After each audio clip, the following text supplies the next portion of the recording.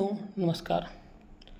आज हम आपके लिए लेकर आए हैं इन्वायरमेंट, जो कि यूपी टेट के लिए खासकर महत्वपूर्ण है कि 20 महत्वपूर्ण क्वेश्चन जो कभी न कभी किसी परीक्षाओं में पूछे गए हैं या नहीं पूछे गए हैं तो आपकी परीक्षा की दृष्टि से बहुत ही महत्वपूर्ण है। तो इस वीडियो को पूरा देखिएगा तो हमें उम्मीद है कि कुछ क्वेश्चन मिल सकते हैं आपकी परीक्षा में, और वीडियो को स्किप मत करिएगा। पहला क्वेश्चन है, पर्यावरण का सबसे महत्वपूर्ण जैविक घटक कौन है? जैविक घटक, जैविक तो जल, वायु, पौधे और मिट्टी। तो यहाँ जो राइट आंसर है इसका है ये आपका पौधे। देखिए, जैविक मतलब होता है इसमें जीव होता है, ठीक है, जिसमें जीव होता है या जो जैसे लिविंग थिंग्स, ठीक। तो पौधे प्रकाश संश्लेषण द्वारा भोजन बनाते हैं, ऑक्सीजन बनाते हैं, इसलिए इनको उत्पादक कहते हैं। उत्पादक मतलब पौधे ही ऐसे होते हैं जो अपना भोजन स्वयं बनाते हैं और बाकी इन्हीं पर डिपेंड रहते हैं। क्योंकि इसे मान लीजिए ये सूर्य तो सूर्य के प्रकाश से ये पौधे अपना भोजन बनाते हैं, ठीक है, नदी से निकलते हैं। अब मान लीजिए इसे कहते हैं उत्पादक, उत्पादक कहते हैं।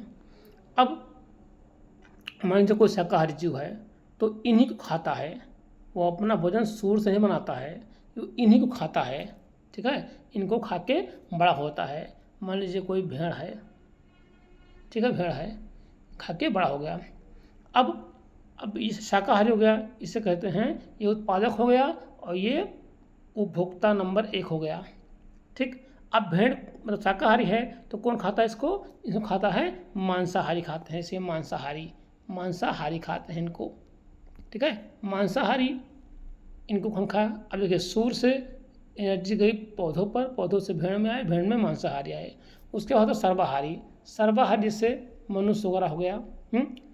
शेर तो मांस ही खाता है, भेड़ घास खाता है, शाकाहारी मांसाहारी। सर्वाहारी मतलब मनुष्य, मनुष्य क्या है, घास भी खाता है, सब्जी वगैरह, ये भेड़ों को भी खाता है, सबको खाता है, सर्वाहारी, ठीक। तो इस तरह से एक चेन बन जाता है, फूड चेन, ठीक है। अगला तो इसका उत्तर होगा जो बताया मैंने, ये आपका ये पौधे हो गया, ठीक। अगला क्वेश्चन है, पौधों में प्रकाश संश्लेषण के लिए किस गैस की आवश्यकता पड़ती है? Oxygen, carbon dioxide, nitrogen, hydrogen. यहाँ पर जाए होगा ये कार्बन डाइऑक्साइड। पौधे जो होते हैं कार्बन डाइऑक्साइड लेते हैं और ऑक्सीजन छोड़ते हैं। हम लोग क्या करते हैं? हम लोग CO2 छोड़ते हैं, ऑक्सीजन लेते हैं, ठीक। पौधे सूर्य के प्रकाश की सहायता से कार्बन डाइऑक्साइड और जल से भोजन बनाते हैं, नीचे लिखा हुआ है। अगला क्वेश्चन है, निम्न में से कौन सा नवीकरण संसाधन, नवीकरण मतलब होता है रिन्यूवल, दोबारा करना, नवीकरण मतलब रिन्यूवल, इसे, ठीक। इसे एक को कहते हैं अक्षयी, जिसका कभी क्षय नहीं होता है, जो कभी ख़त्म नहीं होते हैं। तो अब इसमें से देखिएगा, कोयला ख़त्म हो सकता है, पेट्रोलियम ख़त्म हो सकता है, गैस ख़त्म होता है, मगर यहाँ पर जो है सौर ऊर्जा, ये कभी ख़त्म नहीं होगी, ठीक। तो इसका उत्तर क्या होगा? ये आपका सौर ऊर्जा, ठीक है, ये नवीकरण है। अगला क्वेश्चन है, जल का सबसे अच्छा, जल संरक्षण मतलब पानी को बचाने का सबसे अच्छा उपाय कौन सा है? नल खुला छोड़ देना गलत है, वर्षा जल संचयन, अधिक भूमि जल का दोहन, ये भी गलत है, नदियों में कचरा डालना, ये भी गलत है। तो सही क्या है? वर्षा जल को संचयन करना, एकत्र करना। देखिए दोस्तों, गांव में, जैसे गांव में पहले क्या होता, तालाब होते थे, अभी भी तालाब है लेकिन कम होते आ रहे हैं। तो तालाब आसपास होते थे तो इनसे क्या होता था, हमारा इसमें पानी भरा होता था और इनके द्वारा जो हमारा धरती के नीचे पानी जाता था तो हमारा वाटर लेवल ठीक रहता था। झील है, तालाब है, सब हैं, लेकिन हम लोग ख़त्म कर रहे हैं तो इसके भविष्य में क्या होगा, दिक्कत आ रही है, ठीक। तो सबसे अच्छा उपाय है वर्षा जल का संचयन करना, ठीक, इकट्ठा करना। अगला क्वेश्चन है, निम्न में से कौन सा वायु प्रदूषण का कारण है? वायु पोल्यूशन का कारण कौन सा है? वृक्षारोपण का प्रमुख स्रोत है, वाहन का धुआं, वर्षा, पवन ऊर्जा। तो थोड़ा सा चीज़ है, सब जानते होंगे, वायु के जो वाहन होता है उसके धुएं से वायु पोल्यूशन होता है। अगला क्वेश्चन है, इसमें लिखा हुआ है, आप देख सकते हैं, वाहनों से निकलने वाला धुआं कार्बन मोनोऑक्साइड, नाइट्रोजन ऑक्साइड गैसें जो वायु प्रदूषण को बढ़ाती हैं। अगला क्वेश्चन है 3R। आर का मतलब क्या है? मतलब आर का उत्तर क्या है? Reduce, reuse, recycle, reduce, use, reduce, recycle और रिसाइकिल, यूज और रीयूज और रिड्यूस। तो इसका जो उत्तर होगा आपका ये पहला होगा। रिड्यूस मतलब कम करना, रीयूज में दोबारा प्रयोग करना, रिसाइकिल मतलब उसको चक्रीय प्रयोग करना, दोबारा प्रयोग करना। ठीक, तो यहाँ पर सबसे पहले कम उपयोग करना। ठीक, रिड्यूस कम उपयोग करना, फिर पुनः उपयोग करना। ठीक, बाद में पुनः चक्रण दोबारा बनाना उसको। तो 3R का रिड्यूस, रीयूज और रिसाइकिल। ठीक, बहुत महत्वपूर्ण है परीक्षा की दृष्टि से। पृथ्वी दिवस कब मनाया जाता है दोस्तों? आपको पता होगा 5 जून, 22 अप्रैल, 16 सितंबर, 2 फरवरी। तो इसका उत्तर होगा ये आपका 22 अप्रैल पृथ्वी दिवस मनाया जाता है। ठीक, व्याख्या में देख लीजिएगा। अगला क्वेश्चन है निम्न में से कौन सा जैव अकर्मणीय बायो, ठीक है, डिग्रेडेबल कचरा है? प्लास्टिक, कांच, सब्जियों के छिलके और एल्युमिनियम।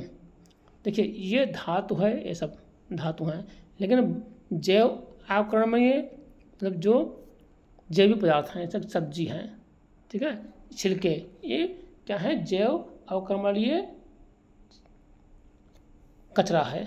ठीक, अगला है वनों की कटाई का प्रमुख परिणाम क्या है? मतलब वन जब काटे जाते हैं तो इनका परिणाम क्या होता है? वर्षा में वृद्धि, वर्षा नहीं होती।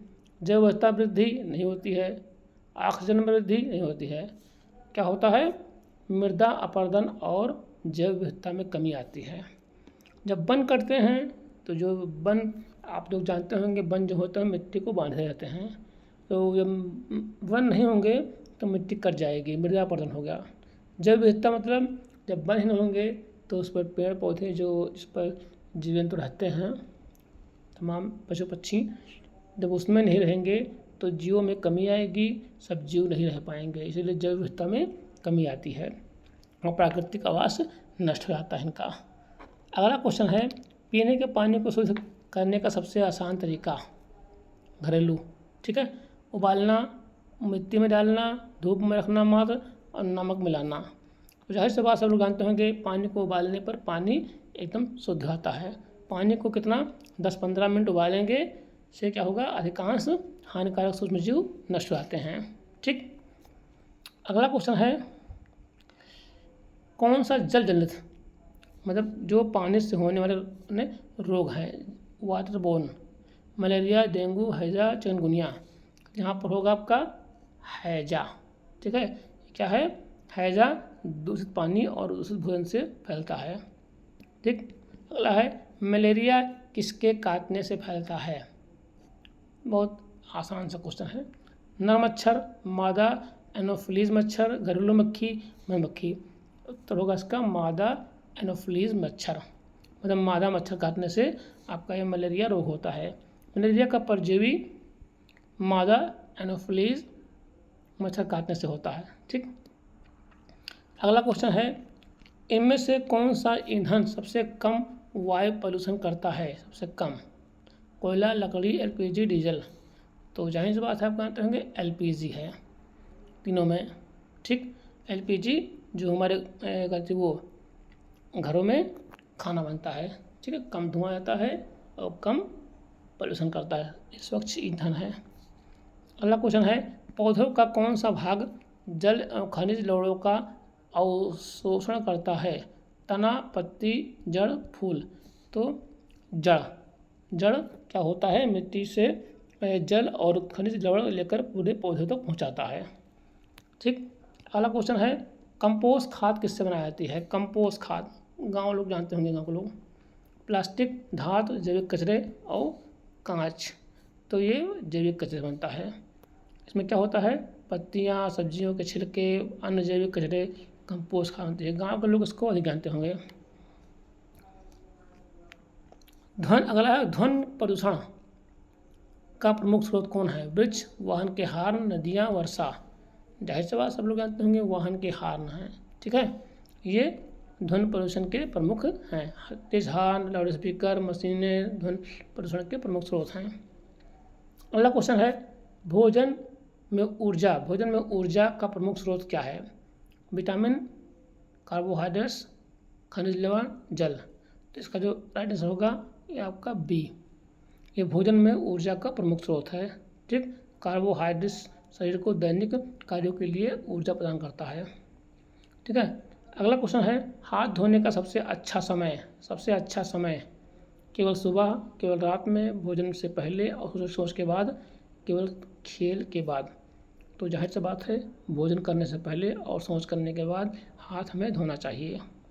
ठीक, इससे क्या होता है कि रोगों से बचाव होता है। ठीक है, अगला क्वेश्चन है कौन सा विटामिन सूर्य के प्रकाश से शरीर बनता है? ए, बी, सी, डी। नॉर्मल क्वेश्चन है।